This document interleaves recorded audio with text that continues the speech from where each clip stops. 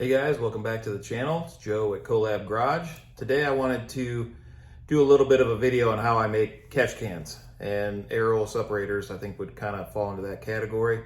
I get asked to build these quite a bit, and I don't think I've ever filmed my process in doing so, so hopefully this will help you guys out. And if you're at home, do it yourself, and you kind of wonder how to design one of these things, I'll go through how I'm going to do it. Now this particular one's going to be used on a E92 M3 that's been supercharged, and he's getting quite a bit of crankcase blow-by. So we're going to make an aerial separator, or an AOS, for him that just has a simple in and an out that'll collect, hopefully, all the oil out of the airstream coming in, and then just let cleaner air. Now you can't get rid of all of it, but we can do a pretty good job of getting rid of most of it, and I'll take you through that process today. So let's check it out.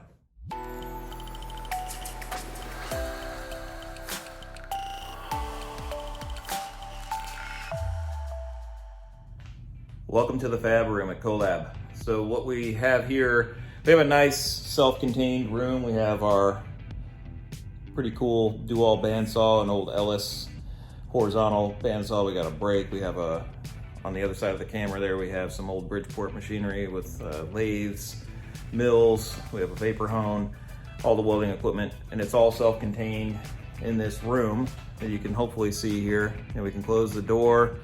It's all sealed off. We got all of our air tools. We got the welding equipment, the machinery, vapor hones. So there's a lot of capabilities that we have here in the new shop that allows us to build some pretty cool stuff, and we can do it all here under one roof. So today what we're going to do is build a catch can. I mentioned it in the opener, but this particular one, I'm going to kind of just go through the products that we use, and most of this has all come from Vibrant, one of our partners we've used for quite a long time. So this one's going to use a 4-inch diameter tube. That's probably the most common one that I go to, because it'll fit in most engine bays, fit in most cars. So I just order just a section of that tubing, and I can put all these links in the description below. And then I'll have an inner tube. So this is a 2-inch diameter tube that'll fit inside of the 4-inch diameter tube. And then we use these spun half dome caps that will weld on the bottom, so when the oil collects in the bottom, it can all collect and drain from a central point, either on the bottom or off to the side, depending on the application. And then just to make life a little bit easier, I go ahead and order some of these 4-inch discs as well. They're pre-cut. You know, this is all 120 wall tubing, so I don't want to have to sit there on the saw. If you've cut aluminum, it's kind of a pain in the butt.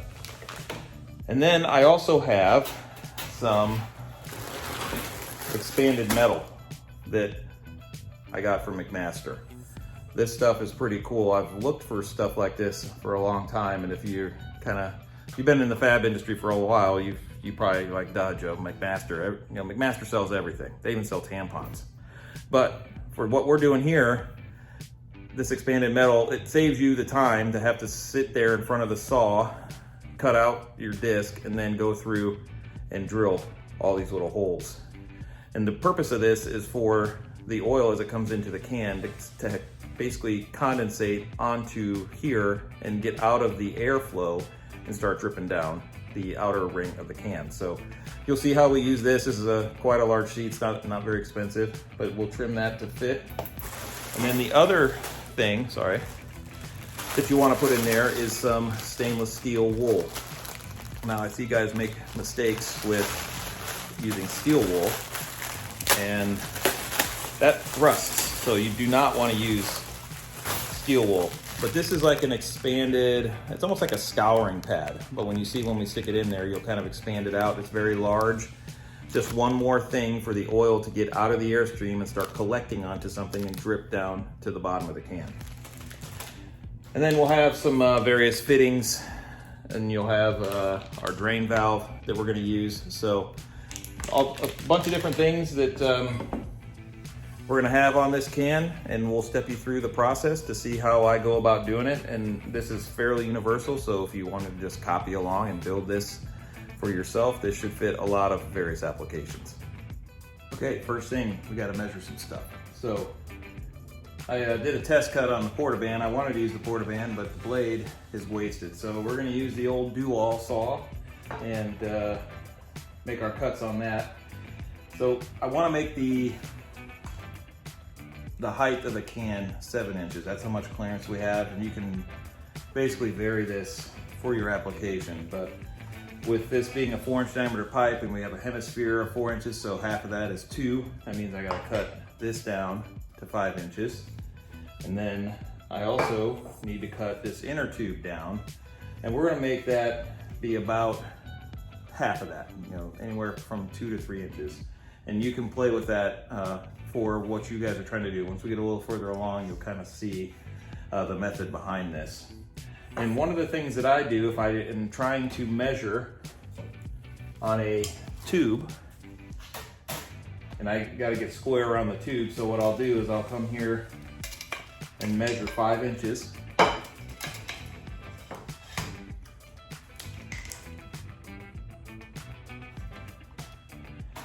And I wanna make sure I'm gonna cut this, you know, evenly. Now, if you have a vertical bandsaw that can hold this pipe, you can just put your mark on there, it'll come straight down through it. But if you're using a vertical bandsaw, you need some way to square that up. So what I do is I take an old hose clamp and clamp it down, because it'll center itself on the tube, and then you can draw your line, and then you have your cut line to go off of.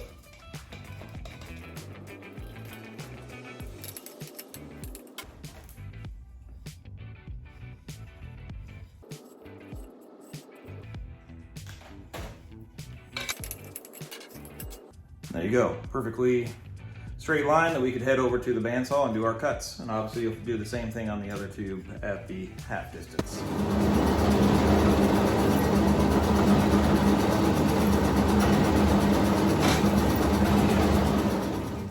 All right, so that didn't go according to plan. So I started cutting crooked, the guide was not the right height, so figure I'll just keep this in there. You know, it doesn't always go perfectly, even though YouTube will make you think that. So I ended up cutting this off on the Ellis horizontal, so I'm gonna cut one more piece off over there.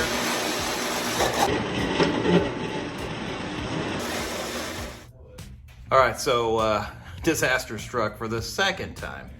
I did a test cut before I filmed it, cut it perfect, and I stick it in that thing, and the blades on those saws are just not sharp enough, so it happens to the best of us, I guess. So made a quick run to the Home Depot, got some fresh blades for my portaband, and cut it pretty clean. Now when you're doing this by hand on a portaband, you're kind of feeding it through there, and you're trying to just follow that line that you make on the pipe. Now it's not going to follow it perfectly, but luckily for us in this case, it's aluminum and we have a little bit of give here. But what I'm going to do next on these two pieces is just flatten them on the belt sander, which is just a wood-based belt sander. Obviously, if you have a metal belt sander, it works quite a bit better. We're just trying to square that up so when we line everything up, we have minimal gaps.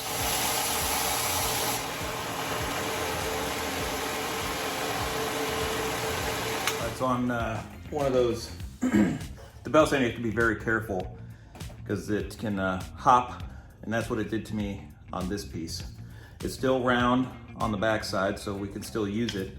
And all I'm gonna do is use this hemisphere to tap this back down and to round it back out. So if that happens to you, you don't have to throw your piece away. You can always, and if it's a smaller piece of pipe, I found like hole saws and stuff, you can just kind of get it in there and work it back into shape.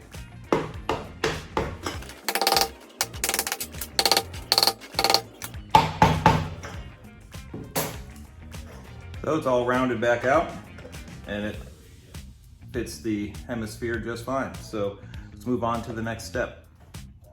Okay, so off camera, I trimmed up 2 of these little 1-inch pieces. So what we're gonna do is add a -10 breather fitting. We just get these from Vibrant. They work pretty well. That'll weld straight onto that tube. And then what we're gonna do is put the tube through the side of the pipe here, and it'll actually reach into the center of this pipe. So I'll film this a little bit better from the top down, but what we're trying to do here is make it so I can have both ports on the side of the can, but I want this to reach into the center of that tube. So basically the air has to travel down and around and up and out the side, basically making it as hard as we can make it for the oil vapor to make it back out the other side and collect at the bottom of the tube.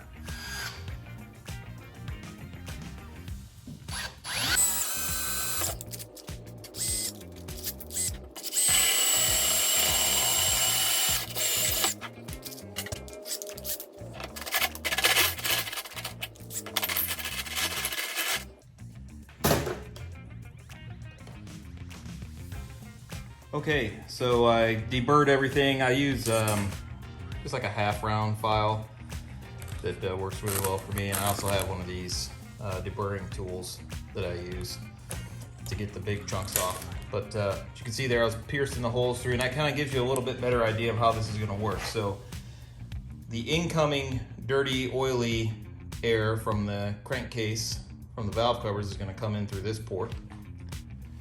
You'll see it's going to hit that wall there.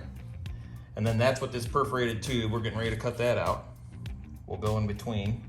And then it has to come back out the other side, where hopefully we've cleaned the air off back to the, in this case, the supercharger inlet, or it could be your turbo inlet, or whatever the case may be. So we want to collect the oil in this, and the reason why we made that tube shorter on the inside is so we can allow for this to fill up with oil and not have it basically choke itself off. So that's why you want to make that tube short in there, just so you have capacity in your can. If I were to make this tube all the way down here, that's just that much less capacity that this thing's going to be effective. So let's move on to cutting out the perforated sheet. You'll see how that lays in there, and then we can start welding this thing up.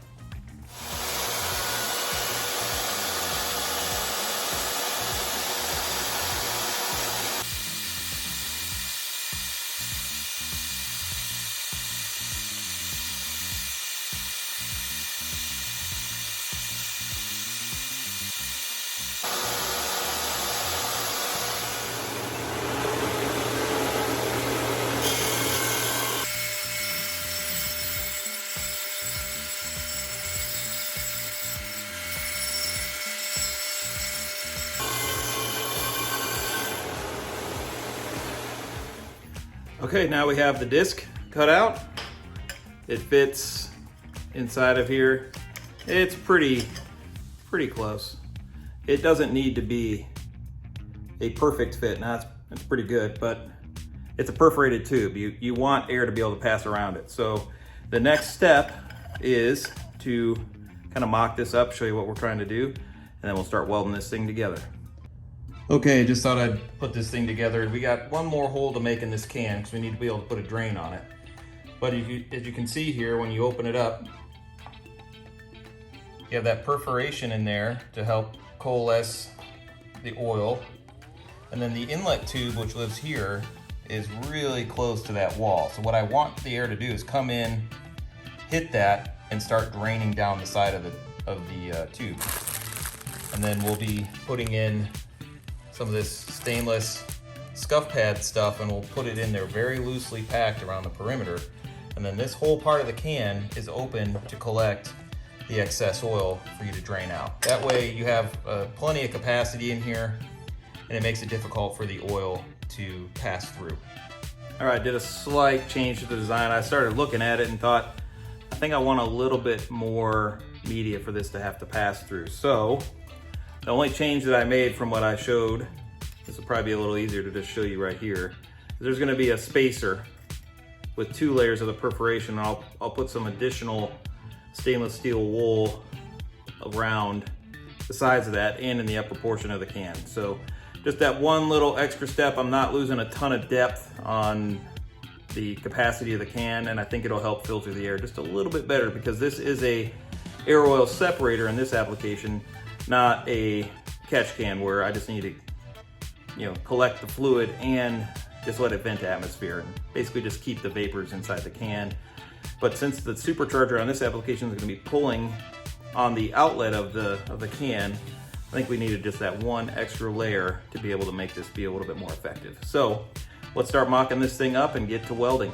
Almost forgot, I had to put a hole in the hemisphere for the drain. So I did that, using these sheet metal cutters. I got these from Matco, but I know they're fairly universal. If you don't have a set of these in your toolbox and you're doing some fab work, these things are awesome. They cut perfect holes. They work amazing on carbon fiber. They don't leave any splitters, no burrs on the back end. I didn't do anything to clean this hole up. Just punched a hole right through it. And that is gonna allow me to put the -6 female weld bung onto the bottom. And we're ready to start welding. All right, this is a little bit of a jigsaw puzzle. So just wanna kind of step you guys through how I'm going to do this. This tube obviously presses in to that tube there, that then extends out through the side. But I obviously can't weld it up like that. So there's gonna be a few things that are, this doesn't have to be a perfect seal on the inside. We're not really going for that. So we're gonna set this tube onto this plate. And there'll be, some good tack welds all the way around the sides. And then this tube will just be pressed in here. I'm not gonna weld this 1-inch tube to the side of this tube. That's already a really good fit up, and it's gonna accomplish what we need to accomplish. Now on the outside of the can, when it passes through, we'll weld it there. So we'll go ahead and pull that out. Then we need to stack our first perforated layer. Then our spacer, then our next perforated layer, and then we'll be able to slide this over the top. And as we slide that over the top, we'll then pack the stainless steel wool around that.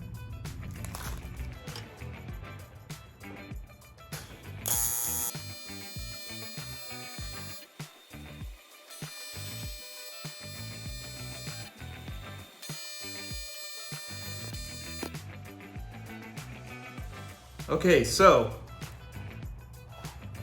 we got the first part tacked on. We're just doing 4, decent tacks. It's never gonna come off, put it that way. So next, what I wanna do is make sure that this piece still lines up with this piece. So we'll put that in here just to check.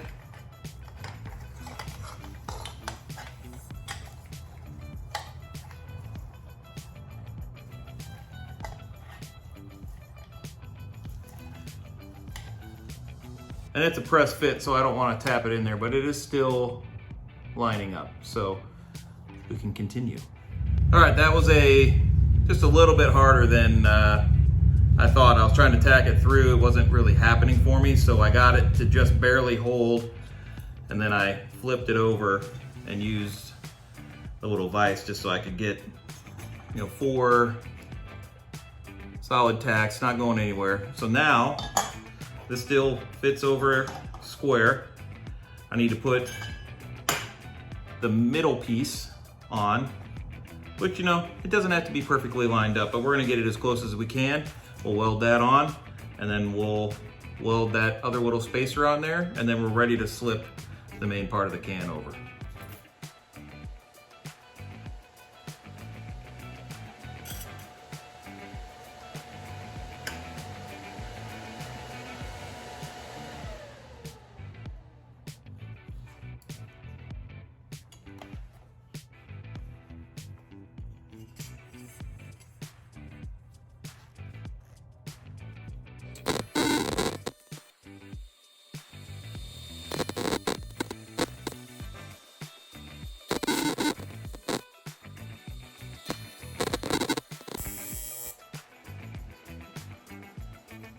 Okay, so that was a little bit interesting. That perforated anything is hard to weld. This was actually 6061 aluminum welding to the same type of material, but just tacked it in 4 spots all the way around. So now we have the core that can drop down into this. So you can see there, we need to get these holes to line up. And then we'll push those tubes that we made earlier into the 2 external holes, like so. But first thing we need to do is weld the -10 AN fittings onto each one of these. We'll do that before we weld this into the can, and we'll be on to the next step. All right, so now we have the 10 AN weld bungs onto the 1-inch tubing on both the short and the long. We have the separated piece. We have our external tube and our bottom. So next step is to take this stainless steel wool gauze. Now remember, I said you got to make sure that you're using stainless steel wool, not just steel wool. This stuff does rust if it is just steel wool, because it's going to get condensation, moisture in there, and you're going to wonder why there's a bunch of brown, rusty water stuff coming out of your can when you go to drain it. So this stuff is just kind of, you just kind of pull it apart and get it as stretched out as you can. And the reason I like this is because it's really big chunks of the stainless steel.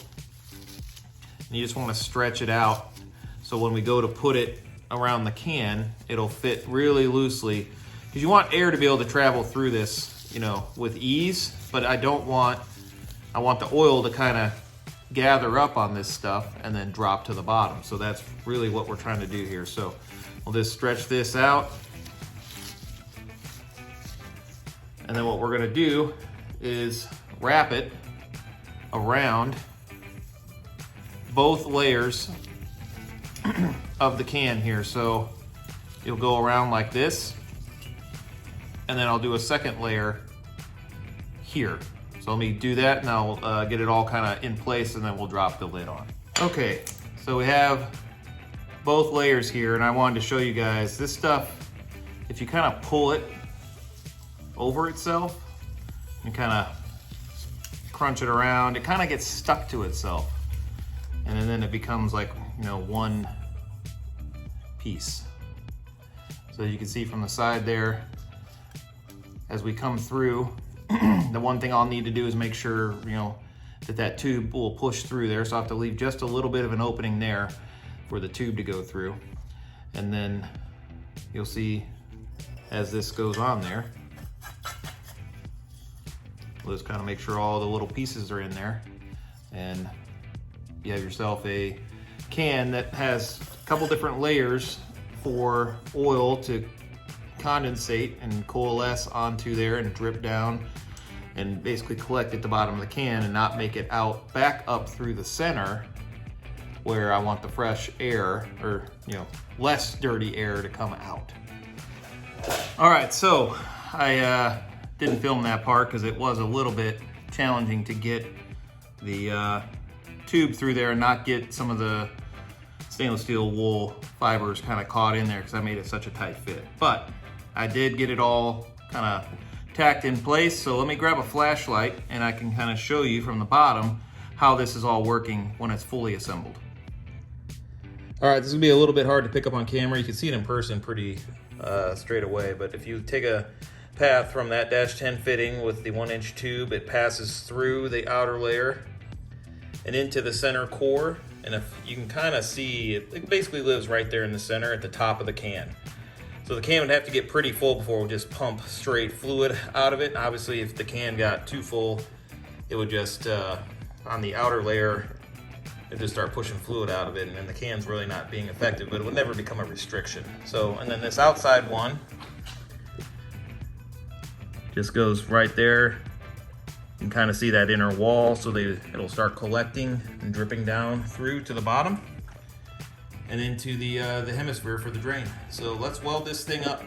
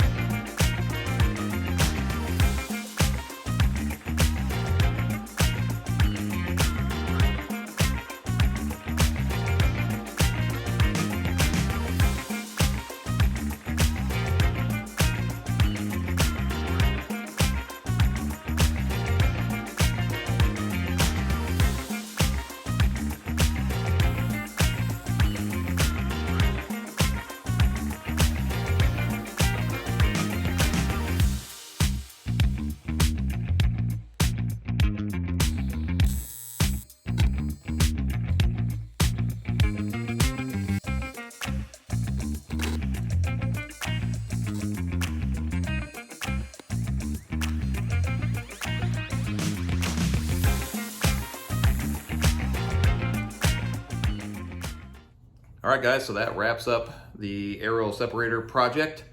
The only other thing we did was make a bracket to mount it onto the E92 M3 that it's going on. This will kind of sit on the frame rail here, and this will just kind of hang off to the side. See the drain here will have the little thumb screw on the bottom so you can let the fluid drain out.